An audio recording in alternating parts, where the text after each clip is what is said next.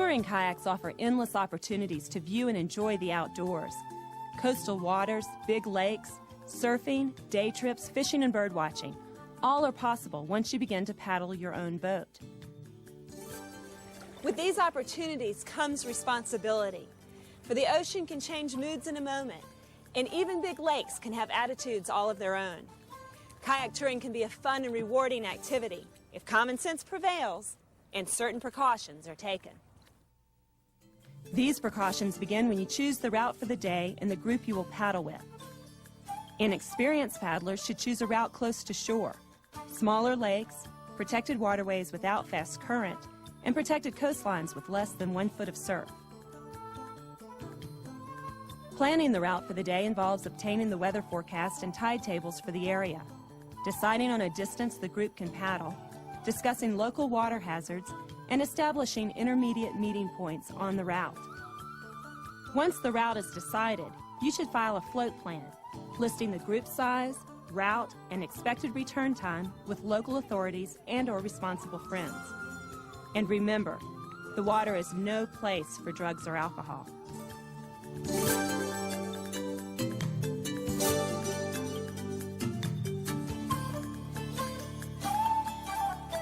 The next step of preparation begins when you dress for the trip.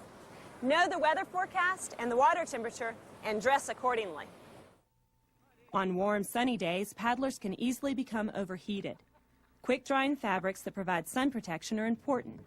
Don't forget a hat, sunglasses, and a lot of drinking water.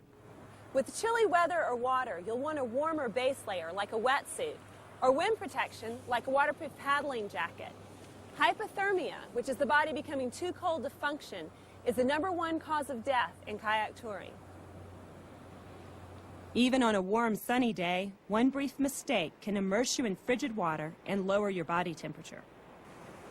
Since the weather can change quickly, store your extra layers of synthetic clothes in your rain gear in a waterproof bag for easy access. Cotton is not a good option, since it will just cool you off once it gets wet. Proper equipment is essential for kayak touring. Your personal flotation device, or PFD, should fit you tightly and be worn at all times. Fasten your PFD, then test the fit by tugging up at the shoulders. If the shoulder straps go over your ears, then it is too loose or improperly sized. Tighten the straps to the appropriate fit. In a sit-on top, you sit with your legs out in front of you. You can adjust the foot braces to accommodate your leg length. Some sit-on tops have thigh straps to give you more boat control. To get out, simply straighten your legs and slide the straps off your knees. Closed deck or touring kayaks have an optional spray skirt that fits around the cockpit to keep the sun and the waves out. These boats require flotation or closed chambers in order to float high in a capsize. If you flip, immediately tuck forward. To get out, simply pull the ripcord on the spray skirt and push out of the boat, doing a forward somersault. You should pop to the surface with your paddle in one hand and your kayak in the other. Don't let wind separate you from your gear.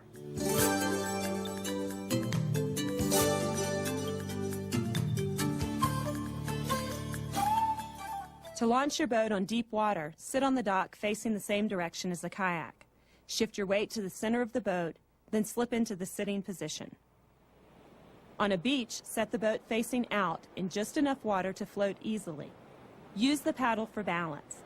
With a push or two and a few good strokes, you will be paddling away. Paddling a kayak is easy. It all starts with good balance. Loosen up your hips and get a feel for the boat's stability. The paddle is held a little bit more than shoulder width apart, with hands loose. Don't grip too tightly. The important part is that the blade makes a solid purchase on the water on each side of the boat.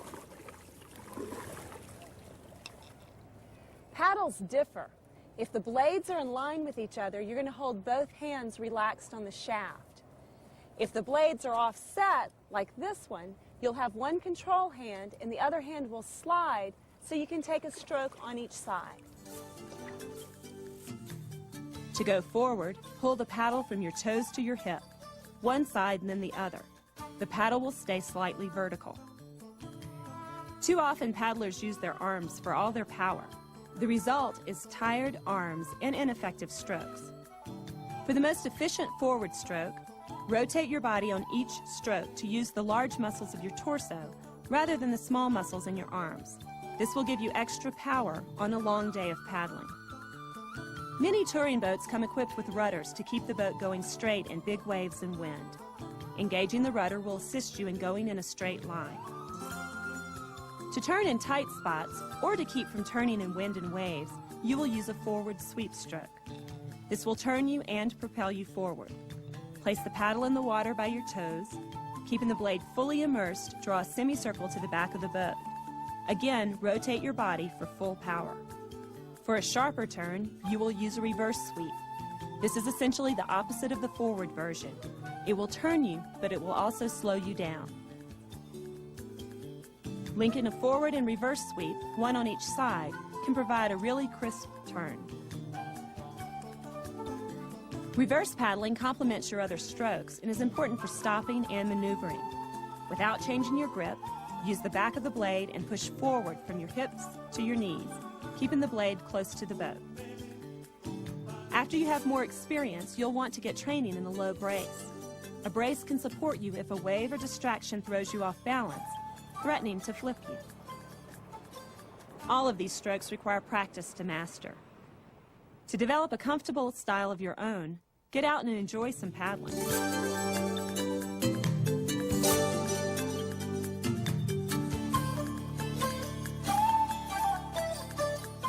Obviously, despite the best laid plans, paddlers of all abilities sometimes flip, requiring a rescue.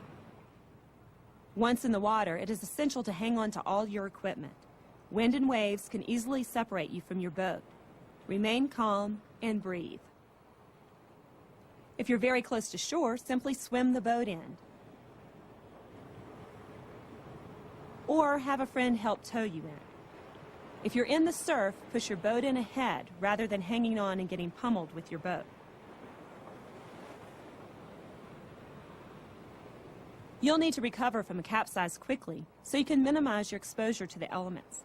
Ocean and lake temperatures will often be quite cold, even in warm weather. Hey, Randy, how you doing? Woo, it's cold. It's cold. We'll get you out of the water as quick as possible. In an assisted rescue, the rescuer leans over and spans the cockpits with a paddle to immobilize the boats. The rest of the group will stop paddling and remain close by. To get up on the deck, kick your feet up so you're laying on the surface, and then pull the kayak under you. From this low position, you can slide into the cockpit and twist into the seat. Keep your weight low for improved stability. While relying on your friend, pump out the remaining water. If a paddler has trouble re-entering the boat, a stirrup made from a loop of rope or webbing can provide a welcome step for re-entry. A friend can add extra stability. Getting back on a sit-on-top is easy. You will use the BBL technique to re-enter the boat. First, flip the boat upright, then pull your belly on the boat, then twist to get your butt on the seat, and then swing your legs into place. If you flip out of range of assistance, you can use an inflated float on your paddle as an outrigger. The paddle will be held or attached perpendicular to your boat. Again, kick your feet up so you're laying on the surface, and then pull the kayak under you. Rest your legs on the paddle shaft, sliding one leg in and then the other. Turning towards the paddle float will help you lean in that direction so you can establish a sitting position. At this point, use your bilge pump to empty the water.